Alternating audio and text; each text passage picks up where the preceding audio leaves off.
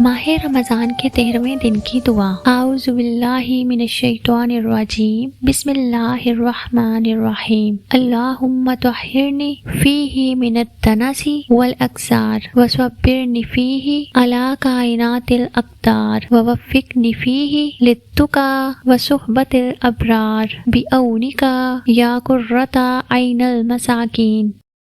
ترجمہ: اے اللہ، آج کے دن مجھ کو میل کچیل سے پاک و صاف رکھ، اس میں مجھے مقدر شدہ مشکلات پر صبر عطا فرما، اور آج اپنی مدد کے ساتھ مجھ کو پرہیزگاری اور نیکوکاروں کے ساتھ رہنے کی توفیق دے۔ ماہ رمضان کے 13ویں دن کا ثواب۔ محبوب خدا حضرت محمد مصطفیٰ صلی اللہ علیہ وآلہ وسلم نے فرمایا ہے، اللہ تعالیٰ 13ویں دن اہل مکہ و مدینہ کی عبادت کا ثواب لکھے گا۔ مکہ والوں کی مسجد الحرام اور مدینہ والوں کی مسجد النبی میں انجام دی ہوئی عبادتوں کا ثواب، اور جتنی مقدار میں پتھر اور ریت مکہ و مدینہ کے درمیان واقع ہے، اتنی مقدار کے لوگوں کے لیے شفاعت کرنے کا حق تم کو عطا فرمائے گا۔ سبحان اللہ۔